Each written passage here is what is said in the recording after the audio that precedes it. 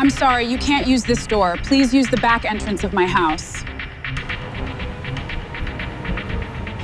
Your daughter invited me here. Why am I not allowed to come through this door? Because you're a black person. It's so nice to see you both. Please, come in. The back entrance is over there.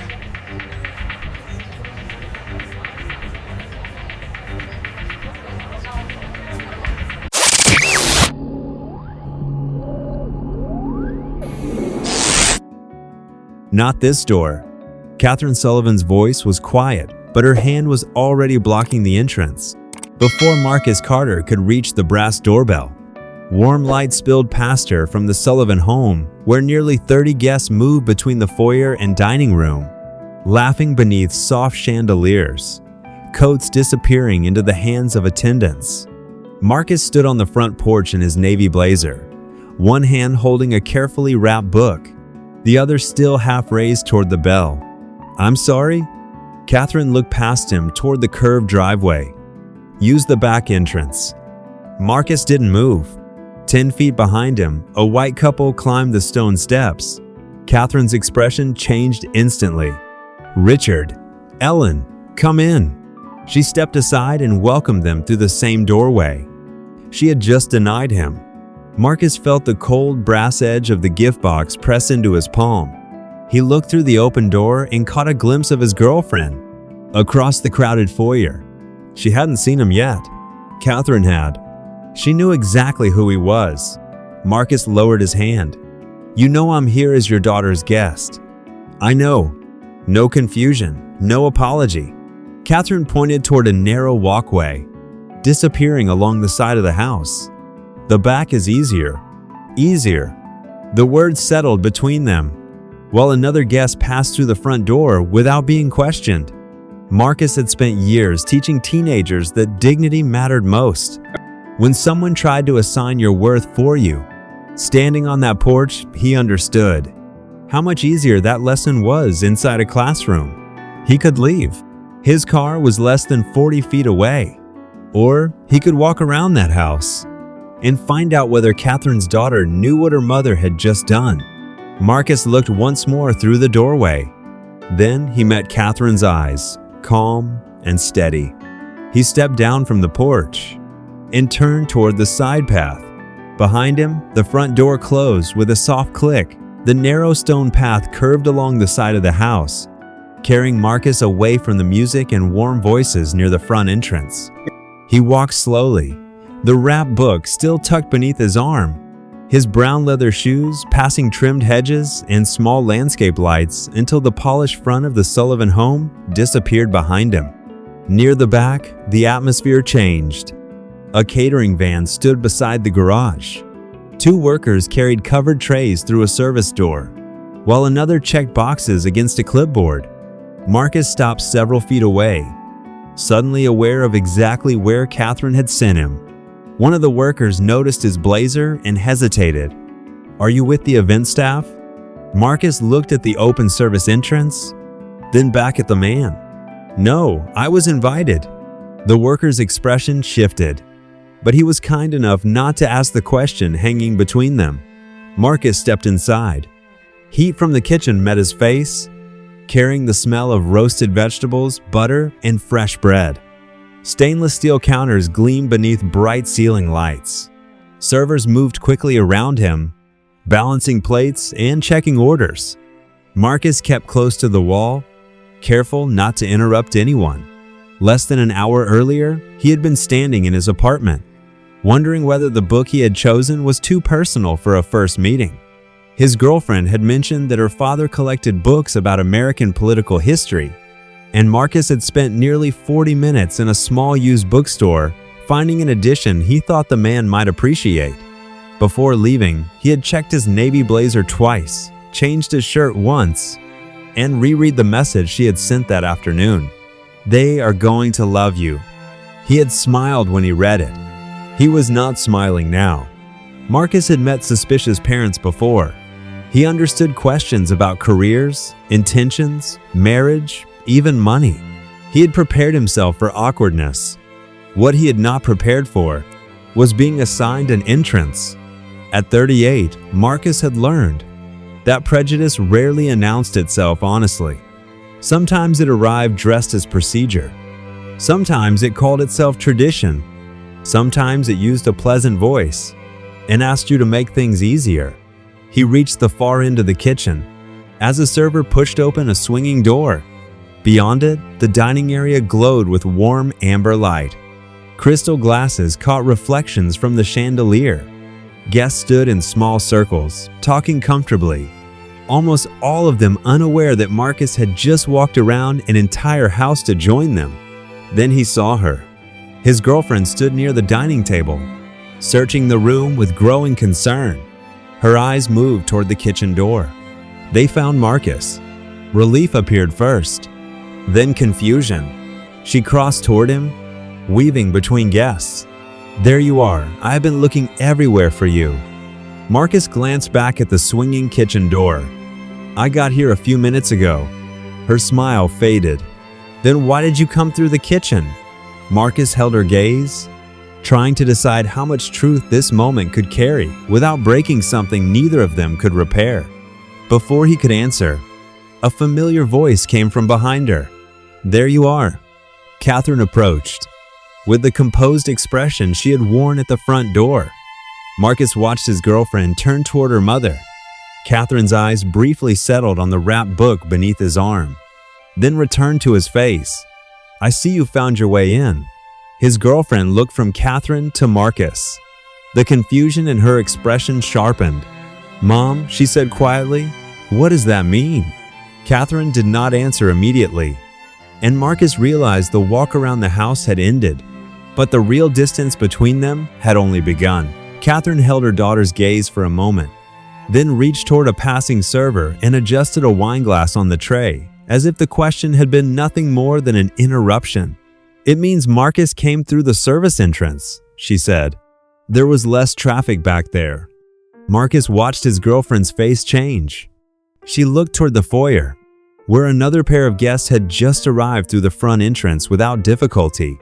"Less traffic?" she asked. Catherine's expression remained composed. "We have nearly 30 people here tonight. I was trying to keep things organized." That word seemed to belong to Catherine. Organized. The dining room reflected it everywhere. Place cards were centered above folded linen napkins. Silverware sat in exact lines. White flowers rose from low-glass arrangements, without blocking anyone's view. Even the guests seemed carefully chosen. Executives, attorneys, longtime family friends, people who knew when to laugh softly and when to lower their voices. Catherine Sullivan had spent years becoming comfortable in rooms like this. At 54, she carried the quiet authority of someone accustomed to making decisions before other people realized a decision needed to be made. She did not raise her voice, because she rarely needed to. Marcus understood that almost immediately. What happened at the front door had not been impulsive. Catherine had looked at him, recognized him, and decided where he belonged. "Mom, you knew Marcus was coming," her daughter said. A few nearby conversations softened. Catherine noticed. Her eyes moved briefly toward the guests, measuring the room. "Of course I knew. Then why was he sent through the kitchen?" Marcus felt the attention gathering around them. He had no desire to become the evening spectacle. He touched his girlfriend lightly on the arm. "We do not have to do this here." Catherine looked at him, and for the first time something almost approving crossed her face, as though his willingness to avoid conflict confirmed the arrangement she preferred. "Exactly," she said. "Tonight is important to this family." Marcus heard the sentence beneath the sentence. His girlfriend heard it too. "He is important to me." Catherine's jaw tightened slightly. "This is not the time." Marcus looked down at the book in his hand. He had imagined giving it to her father with a simple explanation, maybe talking about the handwritten notes he had found in the margins. Now the gift felt strangely heavy. Across the room, an older white man with silver hair had stopped speaking to the woman beside him. He was watching Catherine carefully. Marcus noticed him, then looked away. He refused to search the room for sympathy. He had not come for anyone's pity. Catherine stepped toward the dining table and began directing guests to their seats. The conversation was over, because she had decided it was over. That, Marcus realized, was how her world worked. A place for every glass, a chair for every guest, a door for every kind of person. His girlfriend remained beside him. "Marcus, I did not know." "I know. I would never have asked you to do that." "I know that too." Her eyes filled with something deeper than embarrassment. It was recognition.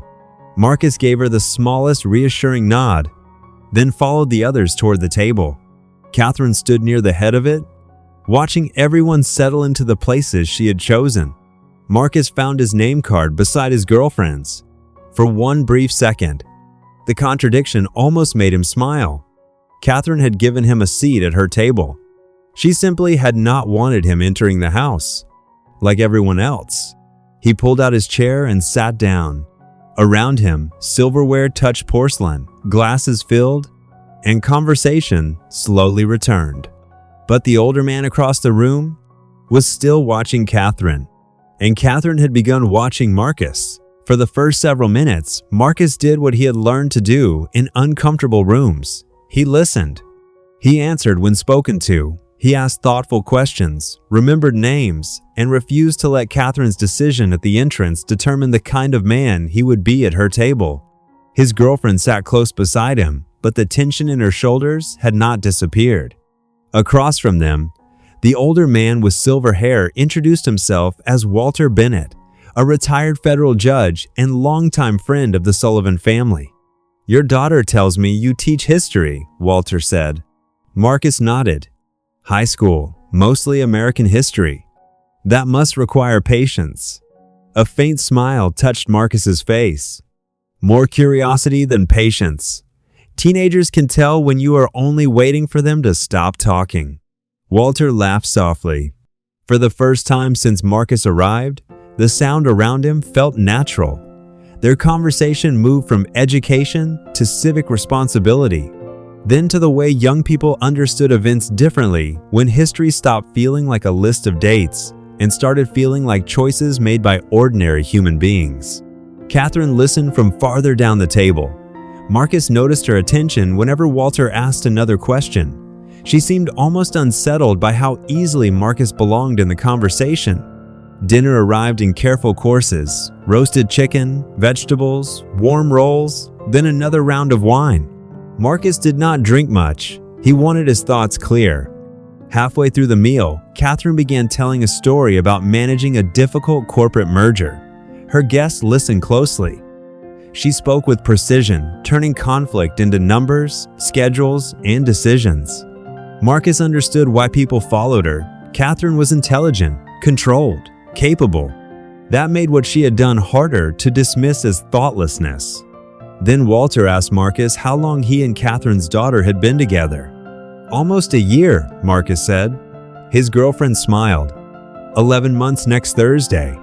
Catherine set down her fork. The small sound against the porcelain carried farther than it should have. "You are counting?" she asked. Her daughter looked at her. "Of course I am." A silence opened, brief but noticeable. Catherine lifted her water glass.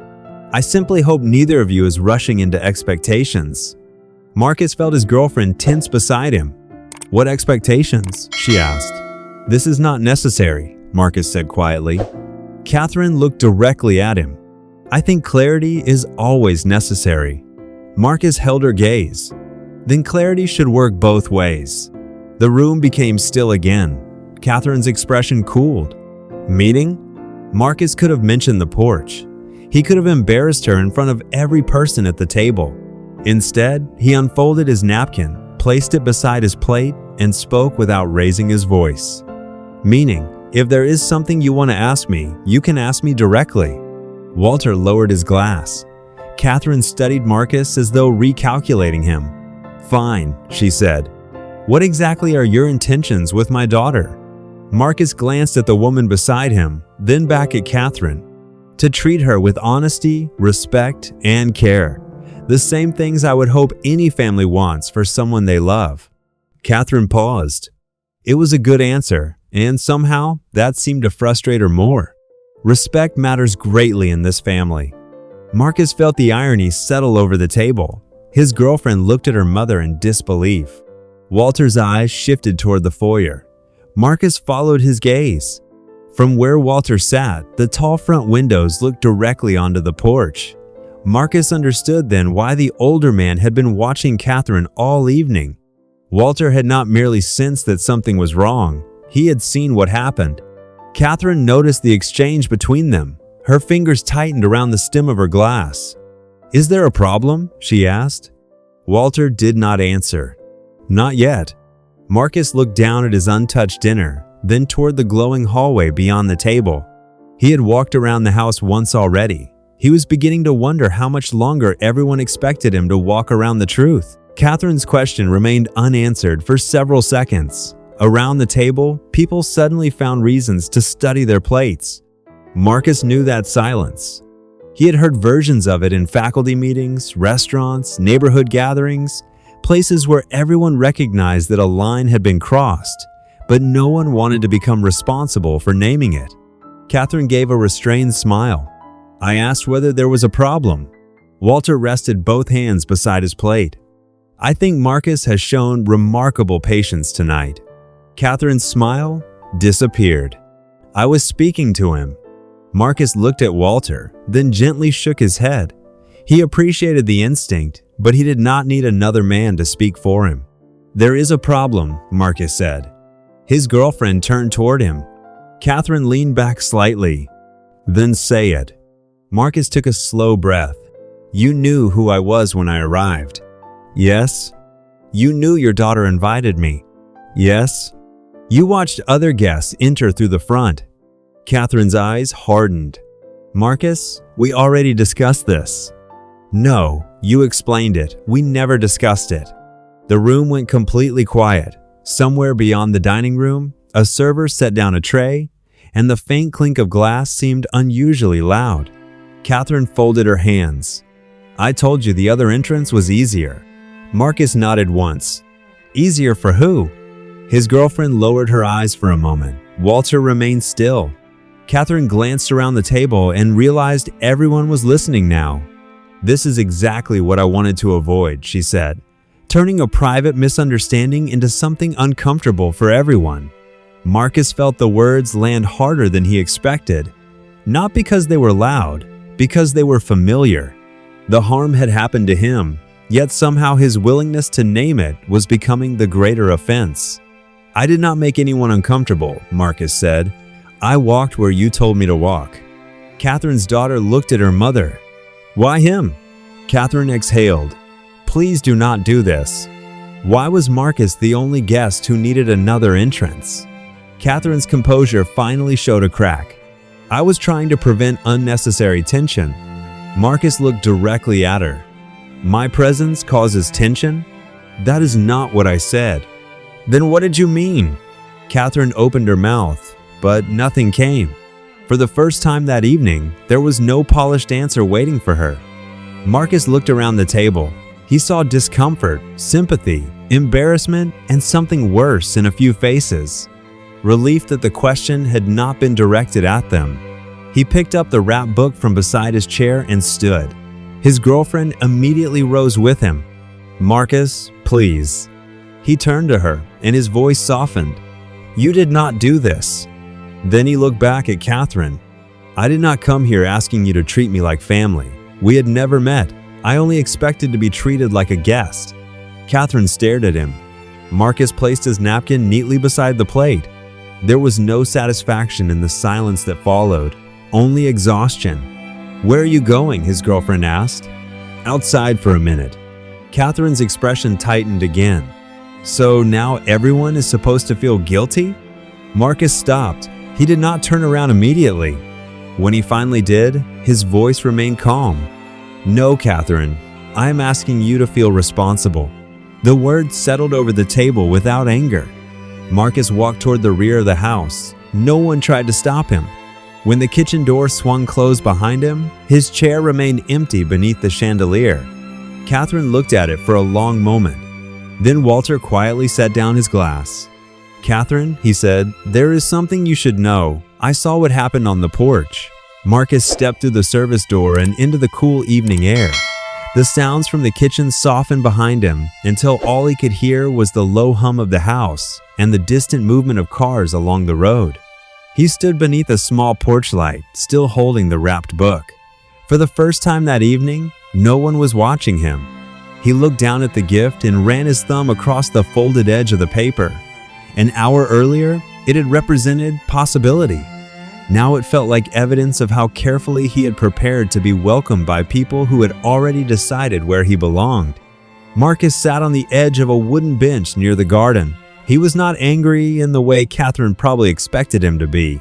Anger would have been simpler. What hurt was the effort. Choosing the book, changing his shirt, listening while his girlfriend told him stories about her family, believing that nervousness was the hardest thing waiting for him. The service door opened quietly. His girlfriend stepped outside carrying her coat. She did not sit beside him immediately. "I am sorry," she said. Marcus looked toward the dark lawn. "You did not send me around the house, but I brought you here. Those are not the same thing." She moved closer. "I should have known she might do something like this." Marcus finally looked at her. "Did you?" The question was gentle, which made it harder. She swallowed.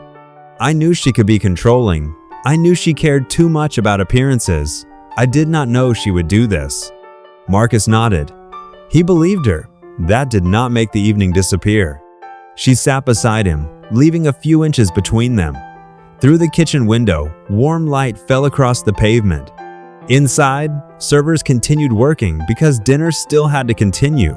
Plates still needed clearing. Coffee still needed pouring. The ordinary rhythm of the house made everything feel strangely sharper. "I want to go back in there and tell her exactly what she did," she said. Marcus shook his head.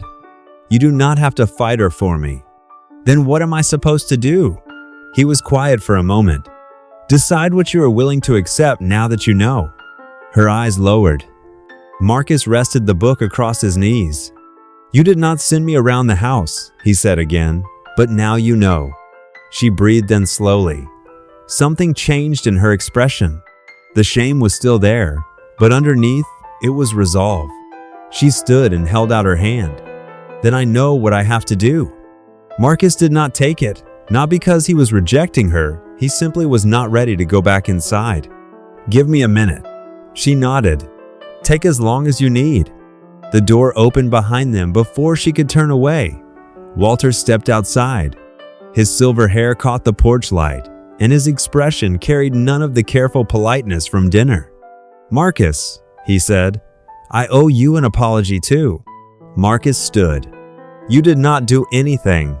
Walter looked back toward the house. "That is the problem. I saw Catherine stop you. I saw her point you toward this side of the house, and I said nothing." Marcus studied him. Walter's voice lowered. "I told myself it was not my place." He paused. Silence has a way of pretending it is neutral. The service door remained open behind him.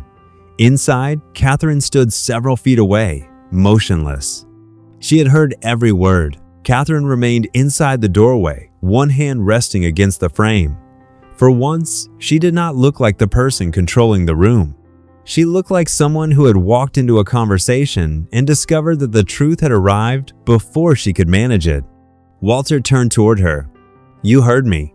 Catherine stepped outside. "I did." Her daughter faced her. "Then say something." Catherine glanced at Marcus, but her attention quickly shifted to Walter. "You saw what happened, but you did not hear the conversation." Walter's expression remained calm. "I did not need to hear it. I watched Richard and Ellen enter through the front door 30 seconds later." Catherine's face tightened.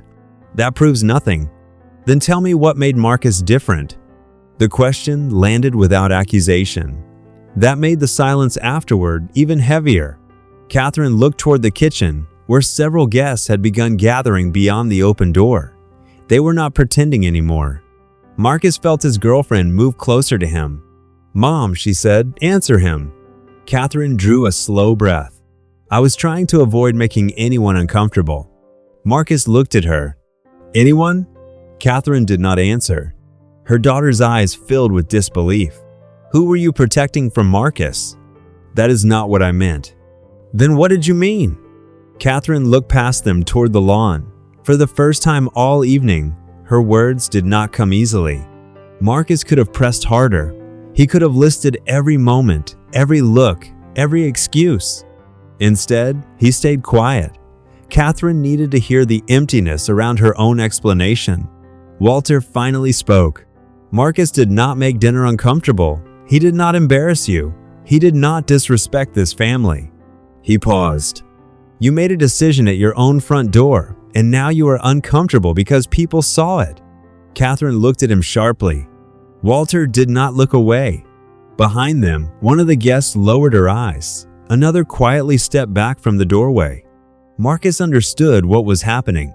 Catherine still owned the house. She still had the title, the influence, the carefully arranged table, and the authority everyone had respected when the evening began. None of it could answer Walter's question. Her daughter turned toward Marcus. We are leaving. Catherine's eyes widened. Do not turn this into a performance. I am not. She walked through the kitchen. Marcus watched her disappear for several seconds. When she returned, she was carrying his leather messenger bag from the coat area and the wrap book he had left near his place setting. She handed both to him, then put on her coat. Catherine stared at her. You are really walking out over this? Her daughter's voice remained steady. I'm leaving through the same door you told him to use. No one moved. Catherine looked toward the service entrance, then toward the distant hallway leading to the front of the house. 2 doors, 1 family, 1 choice she could no longer call convenient. Marcus slipped the messenger bag over his shoulder. Walter stepped aside. Before Marcus could leave, Catherine spoke again. Her voice was quieter now. Marcus. He turned. She seemed ready to defend herself once more, but the words stopped before they came. Marcus waited. Catherine looked at the guests behind her, then at her daughter, and finally at him. Something in her expression had changed. Not enough to become remorse, not yet, but enough to make certainty impossible. Marcus gave her the opportunity to speak. Catherine could not. He nodded once and turned toward the driveway. Behind him, he heard the service door close. A few seconds later, another door opened somewhere at the front of the house. Catherine had left the kitchen, and for the first time that evening, she was walking the route she had expected Marcus to take alone. Catherine caught up with them before Marcus reached his car.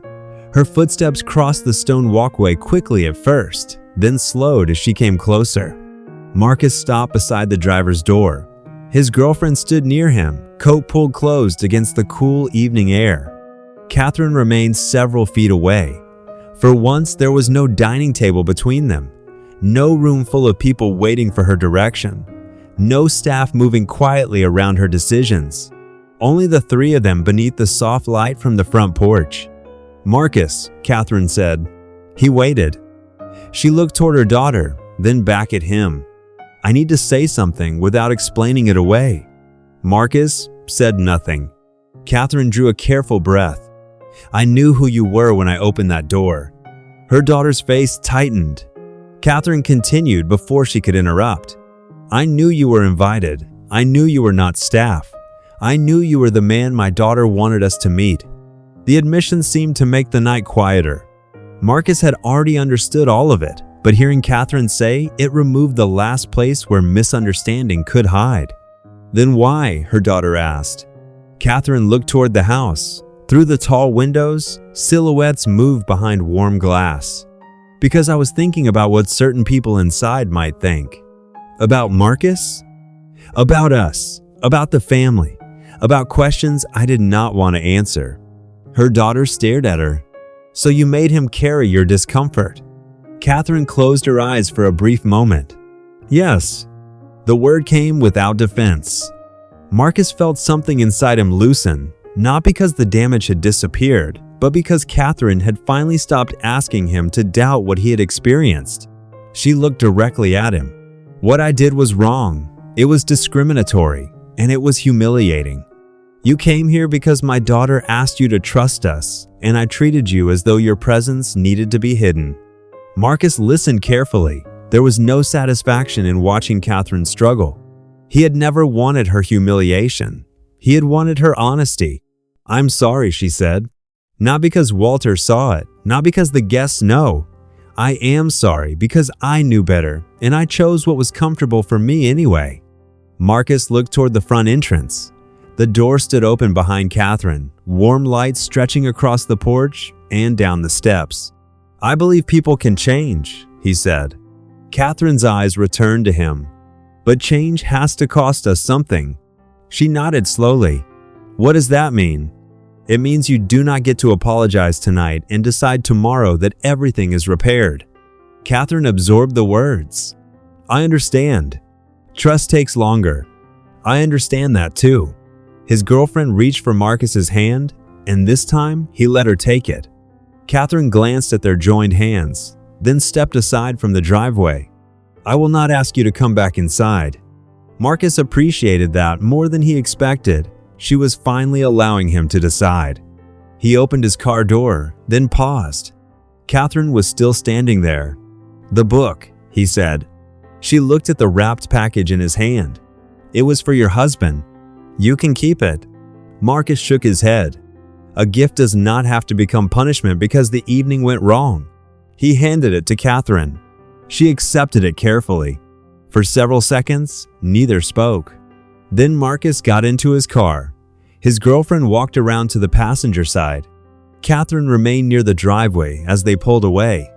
In the rearview mirror, Marcus saw her turn toward the house. She did not take the short path to the side entrance. She walked up the front steps, stopped beneath the open doorway, and stood there alone, looking at the threshold she had used to tell another human being where he belonged. 3 weeks passed before Marcus returned to the Sullivan house. There was no dinner party this time, no catering van beside the garage, no line of expensive cars curving along the driveway. It was a quiet Sunday afternoon, and the house looked smaller without 30 people filling its windows. Marcus parked near the front walk and sat for a moment with both hands resting on the steering wheel. His girlfriend had told him he did not have to come. Catherine had said the same thing in a short message sent 2 days earlier. There had been no demand for forgiveness, only an invitation to lunch if he ever felt ready.